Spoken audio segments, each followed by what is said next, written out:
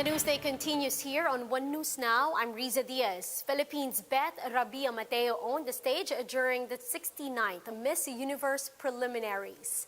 The Miss Universe Philippines strutted down the runway wearing a yellow two-piece swimsuit.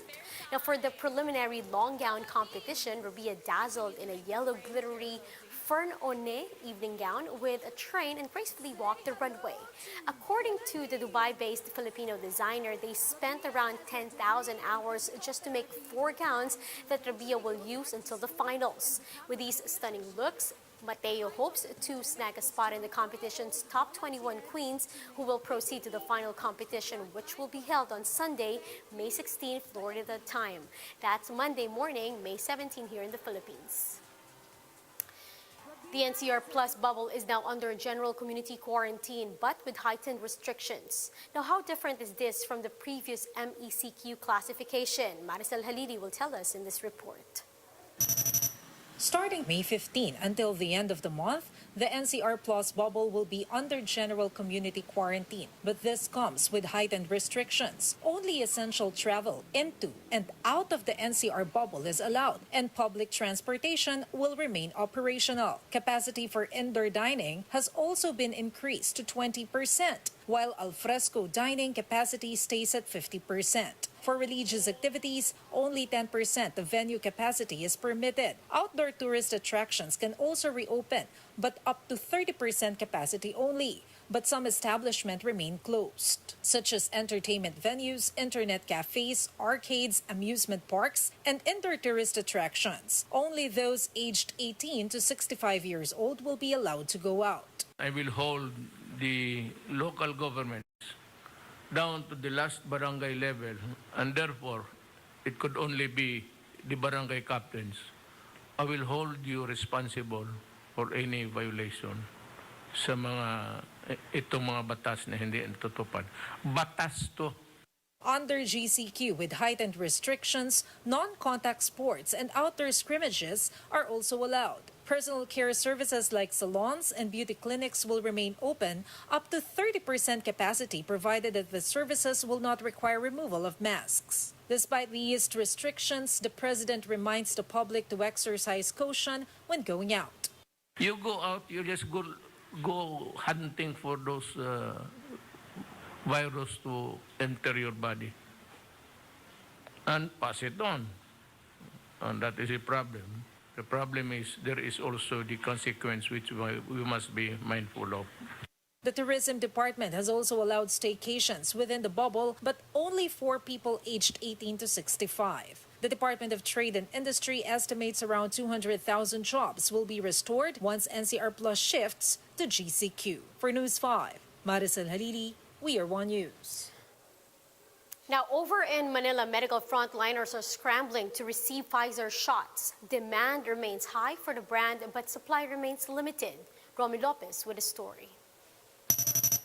As early as 2:30 a.m., Rhea, a nurse in Manila City, was already outside Santa Ana Hospital. For the second day in a row, she's hoping to get a Pfizer vaccine. Sabi umuwi na daw hindi daw abot. So parang umuwi ako. And then others stayed. So alam mo, yun sila yung nakakuha ng number kahapon. Day 1 turned out chaotic. Many hope to get their preferred vaccine brand, only to come home disappointed as only 200 plus doses were rolled out. For City Mayor Isko Moreno, that was a good problem. Walang problema doon. Ang problema doon yung dagsa ng tao. Yung kagustuhan ng tao, which is a good problem. But the situation now is different. 400 slots were opened. Queue numbers were also provided for those who did not make the cut today. For Dr. Shaya, the difference is night and day. It was really magulo yesterday. There wasn't even, there was no announcement na there's no more slots, but people kept coming. I think everyone was excited to get Pfizer. There's only one hospital kasi. Today, there's like 6 different hospitals with plenty of scattered doses. But it's not only in Manila. Other cities have noted a seeming difference for a specific vaccine brand. Take the case of Navotas. Maagang mag-expire yung Astra, di ba? Yeah. June 30 yun, tsaka July 31 eh. So hininto muna natin yung Sinovac, and on a daily basis, mas madami nagpapabakuna. For the head of the vaccine expert panel, the public, especially health workers, should take whatever vaccine brand is available. That is why we are, convincing or encouraging or enjoining the healthcare workers to receive what is offered to them and not to, choose. For News 5, Rami Lopez, we are One News. A senior citizen has died after receiving the AstraZeneca COVID-19 vaccine last Wednesday, but authorities say the vaccine had nothing to do with his death. Gemma Vansenia with the details. A senior citizen from Cagayan de Oro died last Wednesday, mere minutes after receiving a COVID-19 shot from AstraZeneca. The family of 73-year-old Zoilo Borsillo posted about his death on social media, with some next of kin directly blaming the vaccine. Health authorities were quick to investigate the matter, and yesterday, Borsillo's autopsy report was released, showing that the elderly died of a heart attack. No blood clot nor any connection to the vaccine was detected. Heart attack or attack sa puso, and walang blood clot, no, in any part of the body, walang blood clot. Kahit doon sa where the vaccine was injected, walang blood clot. Ang vaccination had nothing to do with the death. Yun ang bottom line doon sa autopsy. Because of this incident, many senior citizens did not appear for their scheduled vaccinations in CDO. Cagayan de Oro City Mayor Oscar Moreno clarifies Borsillo's death was not caused by the vaccine nor by any negligence on the part of the medical practitioner who inoculated him. Wala naman negligence. May procedure niyan. I suggest if you want to suggest any negligence on the part of the you review the process first before suggesting anything, no? Dahil maganda naman ang proseso. Protocol yan eh. Sinusunod yan and in the presence of the Department of Health. And we are certain the protocols are being followed. Moreno also says that he has spoken to Borsillo's family and according to him, they have already accepted Borsillo's death. Meanwhile, Borsillo's family refused to comment on the matter. The City Health Office of Cagayan de Oro reminds senior citizens who want to be vaccinated that a medical certificate is required as part of initial screening in order to receive COVID-19 jobs. Kung dili pagod sila mo access sa atong teleconsultation, ato silang gi-announce na to nga you go to your barangay health centers and our barangay health center staff will connect you to the medical officer in charge of that barangay para ma-assess mo and you will get the needed medical certification. Kana siya tanan ginasunod na siya. Amo lang karon gihangyo pod no sa tanan nga gapaminaw karon nga ang kaning atong health declaration is really very important. That's why naga-announce ta sa una nga for those who have serious comorbidities, get a medical certification from your physicians.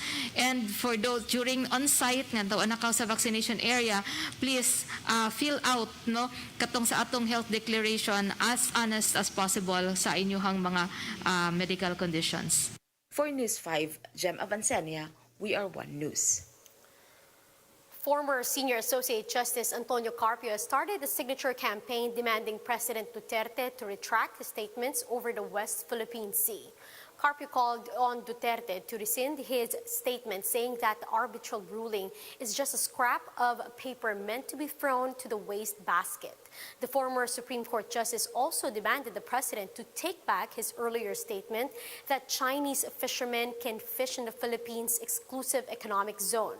He also wants Duterte to withdraw his remarks, saying that China is in possession of the West Philippine Sea. The Change.org petition has so far garnered nearly 3,000 signatures. Meanwhile, President Rodrigo Duterte maintains that Philippines has a debt of gratitude to China. In a taped address, the president reiterates that he will not go to war against China due to, quote, utang na loob.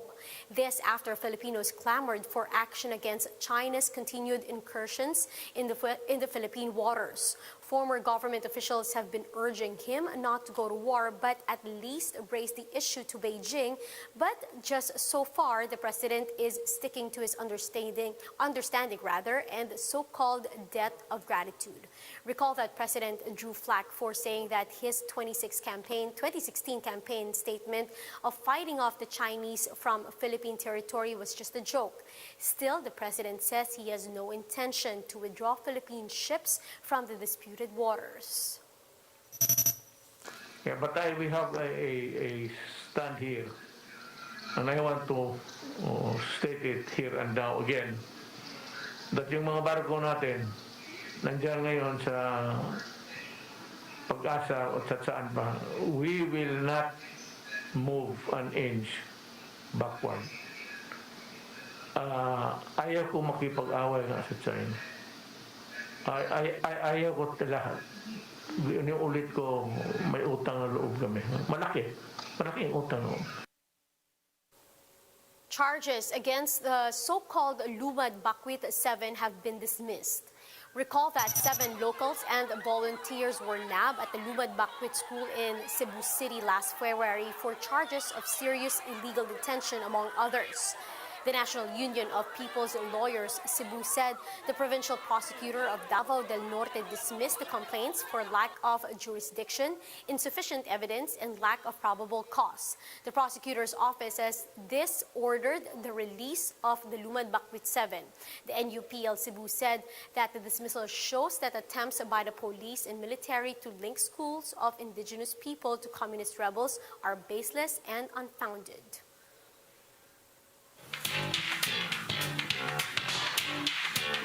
K-pop star and former 2NE1 member Sandara Park leaves YG Entertainment after 17 years. According to South Korean entertainment and news portal Soompi, Dara opted not to renew her exclusive contract with YG after it expired. YG thanked Dara for her service and contribution to her former girl group 2NE1. Park joined YG in 2004 and debuted with 2NE1 in 2009. 2NE1, which disbanded in 2016, is considered to be one of the pioneers of the Hallyu wave that has taken the world by storm. And those are the top stories of the hour. Join us later again at 12 noon as we continue to monitor the day's biggest stories. You can also catch One News on Signal Play.